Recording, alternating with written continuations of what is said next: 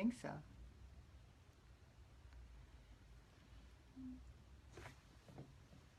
Good morning. Good morning. Good morning. And good morning to you. Good morning.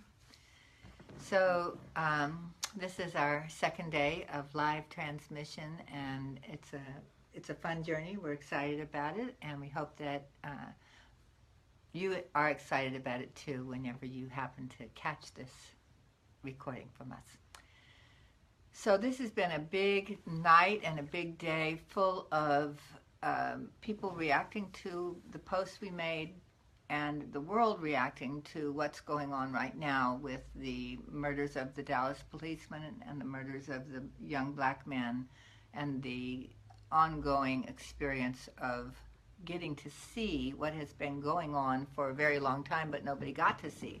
Now that we have social media, we are actually getting to see the brutality and inhumanity across the world that has been going on for forever, but we just were living in small bubbles and didn't know it. So what I wanted to speak about today is the process of the descent and acknowledging that the descent is happening.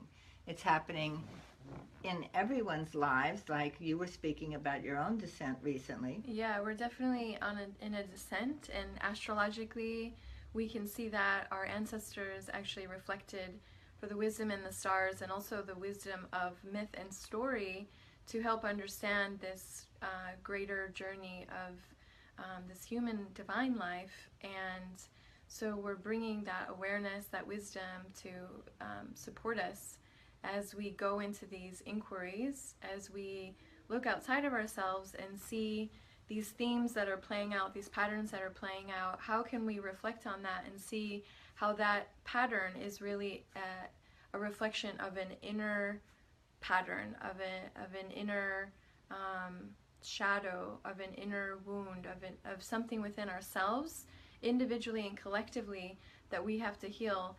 To be the change in the world, we must embody the change within ourselves. It's not something someone does for us, but it's something that we each must go on the hero and the heroine's journey to go on the deeper quest. So the myth of Inanna is the first story that humanity has of a descent, and basically it's the story of a young woman who becomes everything her culture dreams of. She's the pinnacle of her culture. She is the queen of her culture. She has the ultimate love of her culture, love both from her people and from her partner. She has children. She achieves everything that culture says one wants to achieve in life. And even with all of that, there comes a time for her when she wants to go into the underworld, into the shadow, she hears a call from herself so deep that she has to put all of that at risk, put her very life at risk, and descend to get a deeper wisdom that is coming from the shadow part of the feminine that she has not experienced. So this is the story of Inanna, and as I said yesterday, it's a myth that has survived in its entirety, well, not quite its entirety, they're missing pieces, but it's in its original form. It's written in cuneiform, so we're not just hearing a tale told through time, we're reading the tale told at that time. And I can't say enough about how valuable it is to actually get into the myth, but because of what's going on in our world today and all the conversation I had last night, one of the biggest conversations going on at this moment is why is it that the black man, the black race in its entirety, and the black man particularly is so persecuted and so suppressed in our European American culture. And what I believe is that it is because there is a insistence on control in the white race. If you look from the perspective of how did the white race become dominant, we basically moved north into harsher climates. And in order to survive in harsher climates, you've got to control your environment. So you're controlling the external environment, you're controlling the women in your environment, you're controlling yourself in the environment. And the agriculture in the environment, the land in the environment. Everything. The ability to control becomes the primary value that lets a man become the powerful force. Like when I noticed, or I saw really a few years ago, that my addiction to dominant men, what I saw that if a man could tell me to sit down, that man got my attention because I was stronger than most of the men that I knew. So when I ran into a man strong enough to dominate me, there was something in me wanted that, right? Because it made me feel safe. Mm-hmm. It made me feel safe that there's something stronger than me that I could rely on. So there's an instinct in the feminine to want that kind of control, but at the same time, it comes natural. At a huge cost. Mm-hmm. It's a huge cost, mostly really to white men themselves, because and to our whole, I mean, this is such a huge conversation. It's a huge conversation about men and women, and right now we are looking at races, but really we can let go of that. I mean, we can see what is there to look at. This is a deeper conversation about the sexes, and a deeper conversation about the masculine and feminine.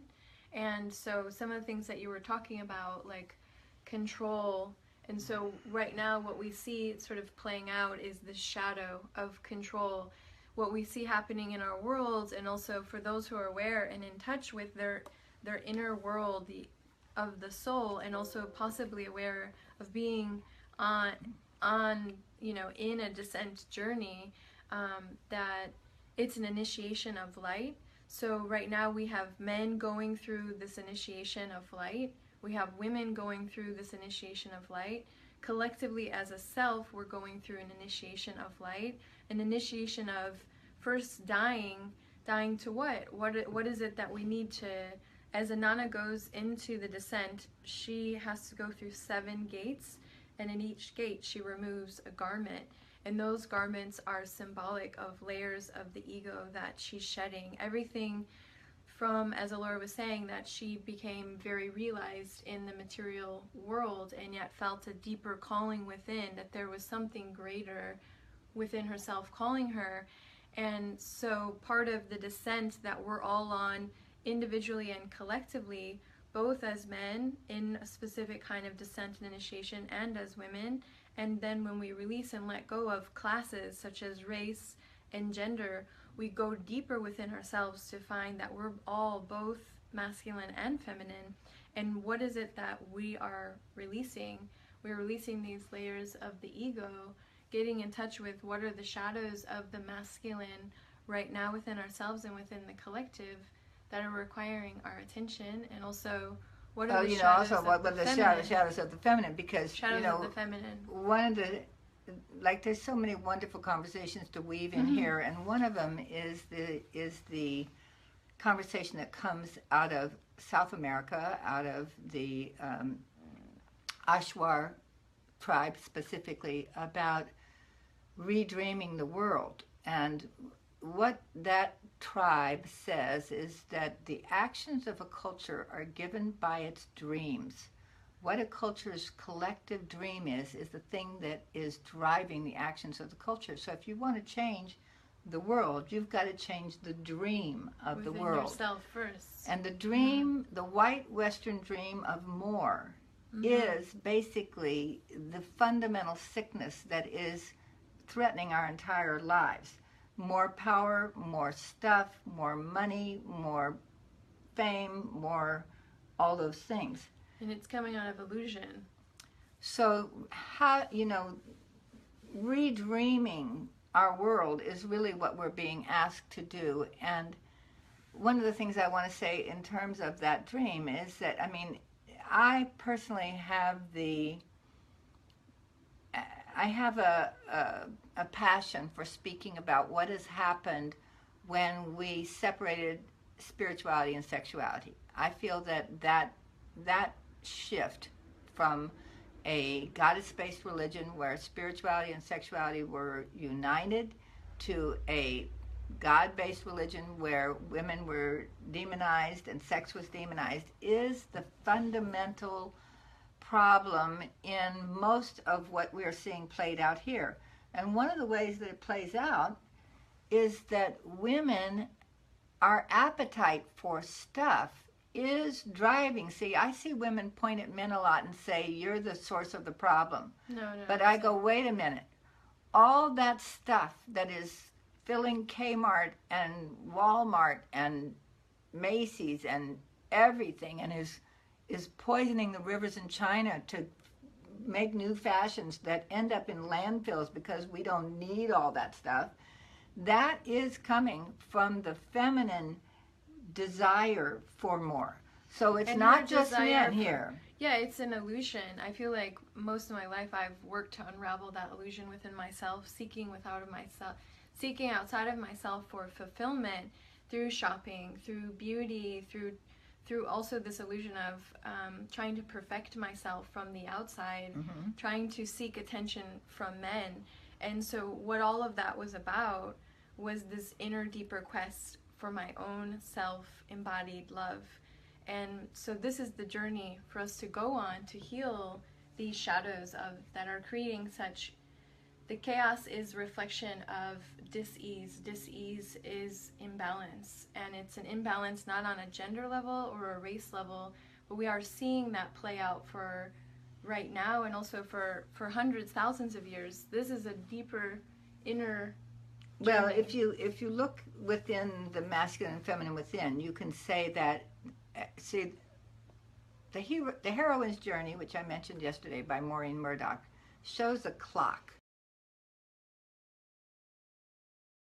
Reconnect, but we can know you can still hear us. So the clock starts off at the top with a separation from the feminine, and then it moves into an identification with the masculine, and then it moves into a gathering of allies and going out and testing your powers, and then it moves into achieving, let's see, it goes from rejecting the feminine, identifying with the masculine, gathering your allies, going out and meeting ogres and dragons, testing your powers, achieving the boon of success, and then awakening to feelings of spiritual aridity and death.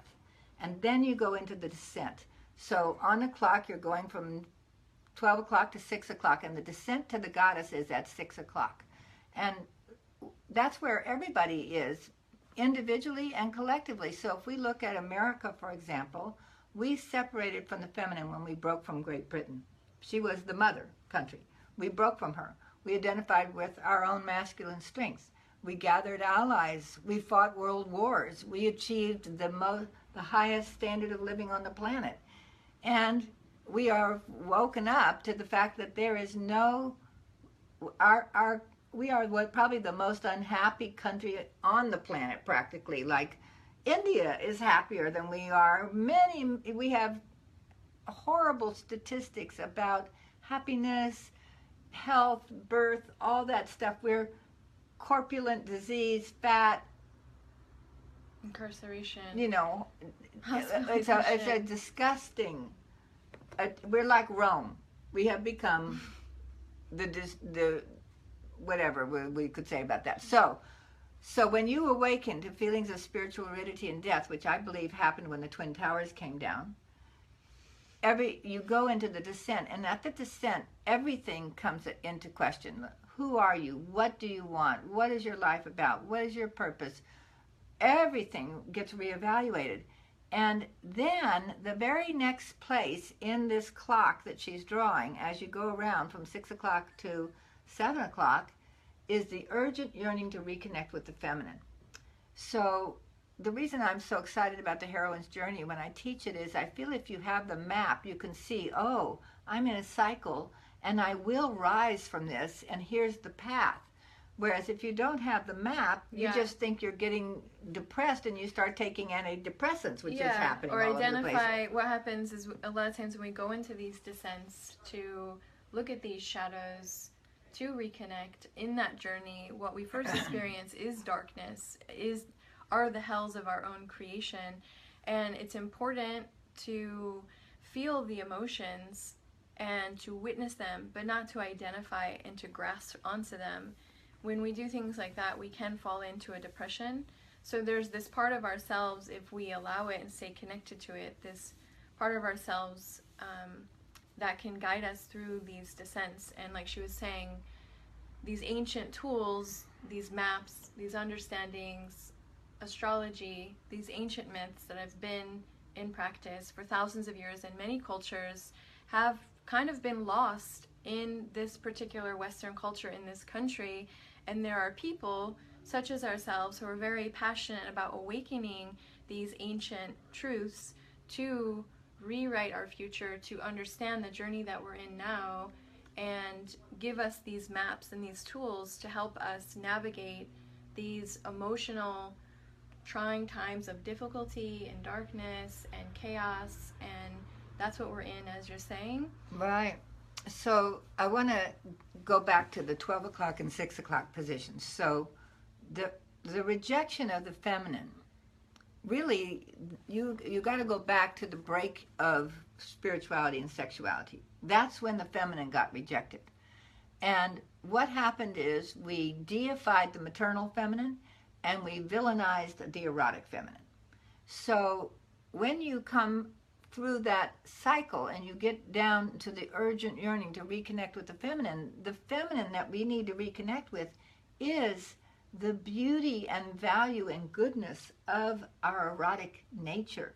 That is, the bonobo chimps, I think many people know the bonobo chimps. They are the pygmy chimpanzees. And they are the only chimpanzees that don't have violence in their society.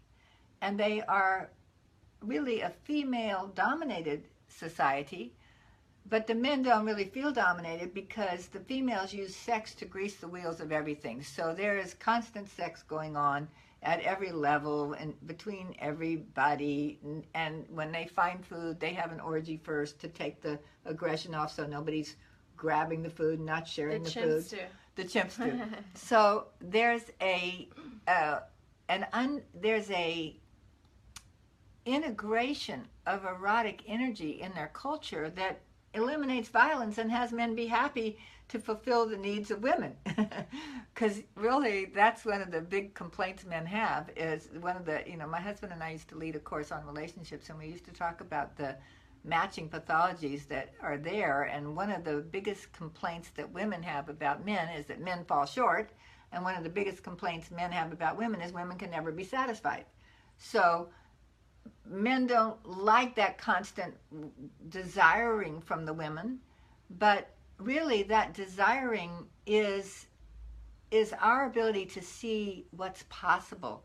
And the feminine is the creative. So the feminine wants to create, and if we're living in a culture where the masculine desire for erotic pleasure and for the feminine, see, what I'm saying is anytime I want to be in touch with the feminine, all I have to do is reach down to my own body.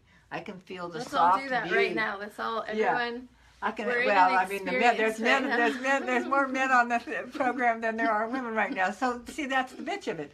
I can reach down and feel my breast and feel my butt and feel my flesh, and I get to feel the soft, beautiful, glory, lush feminine. And they need a woman to find that. Yeah. So there is a dependence in the masculine on the feminine that causes resentment in the masculine when that's withheld. And that goes back to a book called Time, Sex, and Power that was written by Leonard Shlain. And that's a whole nother wonderful, it's and a lot of the withholding, speaking personally, a lot of times we want to look at some of these statements or these themes or these patterns and also see how have we had this direct experience, and that's where wisdom is born in the spectrum of life. Wisdom is born through that direct experience. So why is it that women withhold? For me personally, I'll tell you. Me personally, I would say that the withholding comes with a lot of, for me personally, it comes with a lot of my own conditioning being in my mind and not being in my heart, not being with my true feminine, but being separated from my body and my feelings, being separated from my true feminine essence, and almost in this mental strategic place of what is it like to be feminine? What do I need to look like? What is it that he desires? What do I need to give him? And through this journey of transcending the mind, I guess you could say, of diving deep into the underworld, into my feminine, into my body, I've come to realize, what does it mean to be a woman? From this place, the giving arises, the desire, the joy, the ecstasy arises as a woman naturally, not dependent on anyone, not needing any man or anyone to create those experiences, but naturally when we're in touch with our feminine, well, for example, when I go wind dancing, I don't need anybody to take me into the deep, great joy of being alive in my body, being here on the planet, being in connection with the divine. It is a spiritual experience that is deeply fulfilling and requires nothing at all, just myself. So that's great. That's great advice. What she's saying is, one, being in touch with our bodies, self-nurturing and self-care, and the second thing that you said about reconnecting with your feminine, which is one of the themes of this greater thing, is connecting with what really fills your joy cup. Like, what is it that brings you joy? And I've watched Alora with the wind dancing. She's really the wind dancing queen.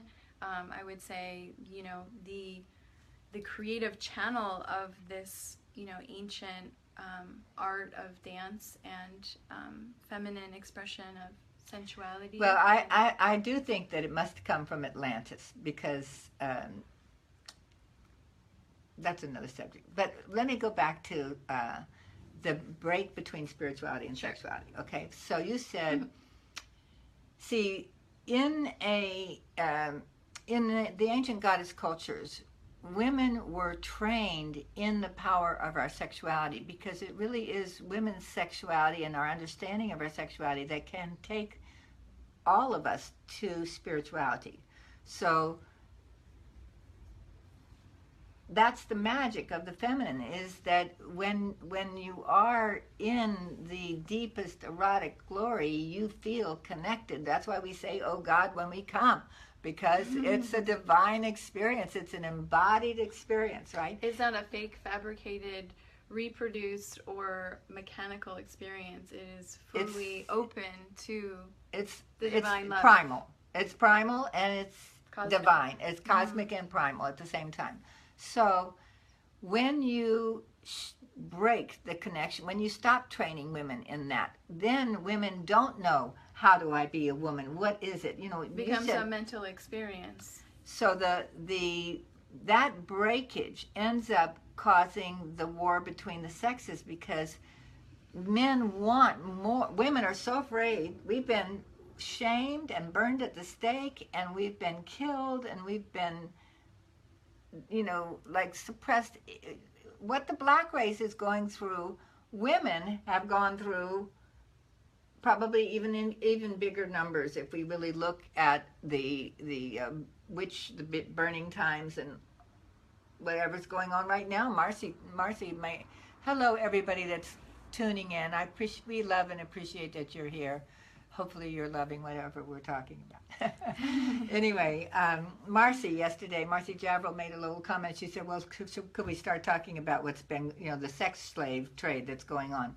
But that's happening again because somehow the sanctity of sexuality has been pulled apart, and men have taken control of women's sexuality, whereas if women were still very awake and alive to our own power and glory, and training ourselves and reclaiming the value of sexuality, not just in a personal way. Right now, sexuality is only acceptable inside of a personal experience. But the truth is, sexuality is the thing that can heal everybody, our culture and everything. And when we start taking sexuality to the transpersonal level and letting it be okay for there to be teaching about sexuality, places to get healed about sexuality, places to get tended about sexuality. When we get it out of the underworld, see, the feminine has been pushed into the underworld, sexuality has been pushed into the underworld, and while we're speaking about it, so have the substances that come from nature that help us get to our divine experience. So things like marijuana and ayahuasca and other, what is it that the Indian tribe uses? Peyote. Peyote. There is a natural process for humanity as we come into our 13-year-old, into puberty. There's a time when it's right and good to use those substances to get connected to a sense of the divine. Initiations. And so basically we have suppressed everything that is instinctive and that allows us to let go of control and realize that life knows what it's doing. That comes back to that line. I have no idea how long we've been talking to you. Conversations with the goddess. Sometimes they're in tangents and cycles, and sometimes they sum themselves up, and sometimes they just say, keep tuning in, and hopefully good awareness is being sparked in your mind. I want to really acknowledge Mickey Willis yesterday for coming out strong about with his personal truth about what's going on. I want to acknowledge Kym Dunbar for the amazing Where Are the Men? Please look on Facebook for Kym Dunbar, Where Are the Men? I want to acknowledge Mari Rainen for speaking to the I love to see what's happening in the part of this descent is also what is being born as we go through this shedding. The shedding of what? The shedding of control. The shedding of these shadows and of the shedding feminine. of shame. You know, I mean, what's happening for me is I'm like going, okay, I'm finally going to come out full out here and speak to how I feel about this whole thing with race, how I feel about the whole thing with women, how I feel about the whole thing with sex, and just, you know, be real. Be real. Be real. And so what's being born here is the voice of truth. So what's being born here also is the embodiment of love and the feminine values. So just to say, we are in the urgent yearning to reconnect with the feminine. And the next place is healing the spiritual sexual split. And the next place is healing the wounded masculine, because men have suffered as much as we have from cramping down on themselves and becoming really barely, you know, I said in my little thing that I wrote yesterday that I want to actually read that, but I don't know if I can get it back. We'll save it for another time. So there's a healing of the wounded masculine, and then there's the integration of the divine masculine and divine feminine. Exactly. And we are in that journey, and we are going to make it. We're going to make it. Life knows what it's doing, and this is a part of that experience. So rise with us. Yeah. Namaste. Namaste. Namaste. Tune in with us tomorrow. We are going to continue this conversation over the next 7 days. So tomorrow is day 3, and continues flowing with myth, astrology, wisdom, and truth, so that together we may all ignite in our hearts and unite together. And birth and dream. Rise in love. Rising in love. Rising in love. Okay. So much blessings. love. Blessings.